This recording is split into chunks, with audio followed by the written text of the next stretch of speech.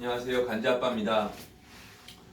오늘은 우리가 이제 근력 운동을 하는 흔히 고립 운동이라고 불리는 운동을 할 때 수축과 이완에 대해서 조금 말씀을 드리려고 합니다. 예를 들어 벤치프레스를 하실 때 어떤 분들은 이 올리는 데에만 집중하신 분들이 있으시고요. 또 어떤 분들은 올렸다 내리는 거에만 이제 집중하신 분들이 종종 이렇게 보이는데요. 많이들 보셨을 거예요. 그러니까 방법이 어찌 됐든 간에 나는 운동이 잘 되고 있어. 그리고 근성장도 잘 되고 있어. 그러면은 제가 딱히 할 말은 없는데요. 그래도 우리가 원하는 근력, 근지구력, 근육량을 조금 더 효율적으로 이제 발달시키고 싶다면 이완과 근수축에 대해서 정확하게 이해하는 게 좀 더 낫지 않나 그런 생각이 들어서요. 이렇게 말씀을 드리게 됐습니다.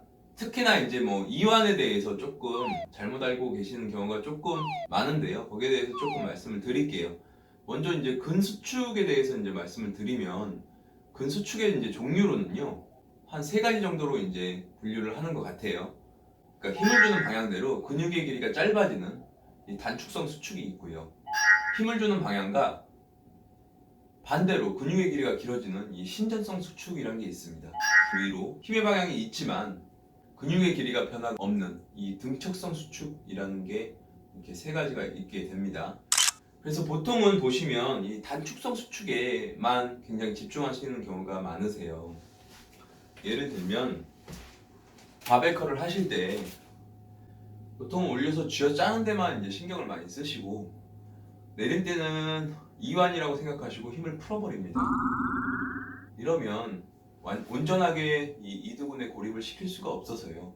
효율이 조금 떨어질 수가 있으세요. 그러니까 제가 썸네일에 이완 따위는 필요 없다라고 이제 적어놓은 건 어그로나 이런 건 아니고요. 그러니까 실제로 이완은 고립 운동할 때 필요 없으실 수가 있습니다. 데드리프트 같은 어떤 특수성을 띈 다른 운동들은 제외시키고요. 그럼 데드리프트는 어떻게 되는 거야? 막 이렇게 쓰실까봐. 자, 보세요. 이완이라는 거는 이 근육의 긴장이 완전히 풀어진 상태를 말합니다.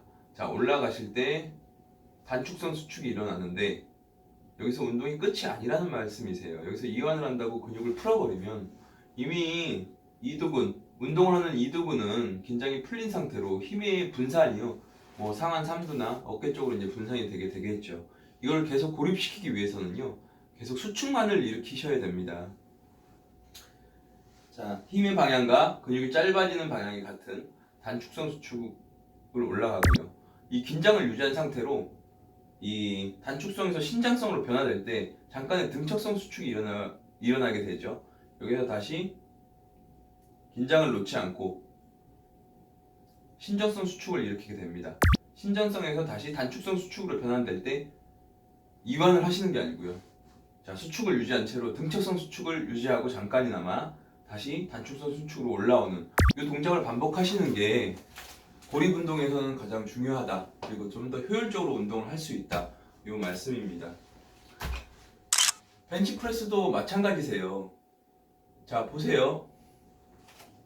힘의 방향대로 근육의 길이가 짧아지는 단축성 수축 올리시죠. 여기서 긴장을 풀어버리시는 게 아니에요.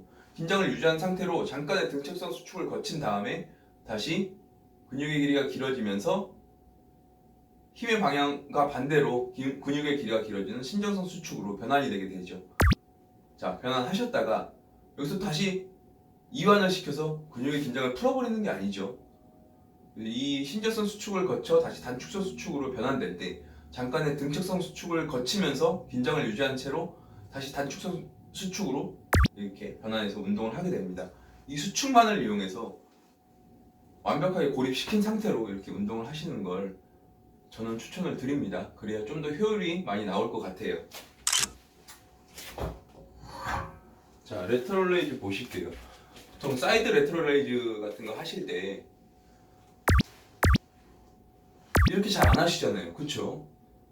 많이들 이제 아실 거예요. 각도가 팔꿈치가 어깨 높이 정도 선에서 내려오실 때 약 한 45도에서 30도 정도 이쯤에서 멈춰서 여기서 왔다 갔다 하는 거를 가장 효율성 있게 운동을 한다라고 이제 어떤 영상이나 추천들 많이 보셨을 거예요. 이게 고립이거든요. 그러니까 근육의 긴장을 놓지 않는 상태에서 이완을 안 시키는 거죠. 자, 단축성, 등척성, 신전성, 등척성, 단축성, 등척성, 이거를 이제 반복하는 게 가장 효율적이지 않나 그렇게 이제 생각이 됩니다. 그러니까 이완은 근육의 긴장을 풀어버리는 상태가 이완이다. 자, 여기서 주의할 점 하나만 딱 말씀드리고 끝낼게요. 뭐 짧게 찍어야 되니까. 뭐 제가 말씀드리고 싶은 거는 뭐 주의사항이나 이런 거를 전부 다 영상에 못 담아내는 점은 조금 양해 부탁드리고요.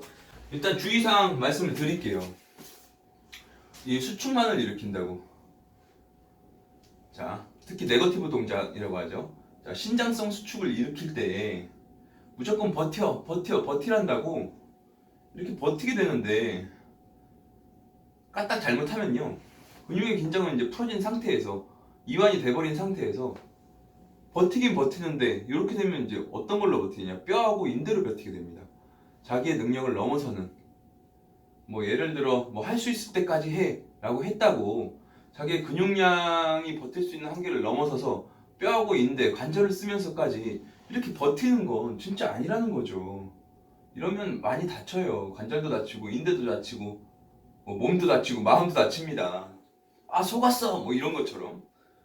자, 그게 아니고요. 본인 개인의 능력 한에서 항상 근육의 긴장을 놓지 않고 진행을 하시되 무리하게 버티거나 이러지 마시고 꼭 관절과 인대 상태 꼭 체크하시고 운동을 진행을 하셨으면 좋겠습니다. 또 뵐게요. 좋아요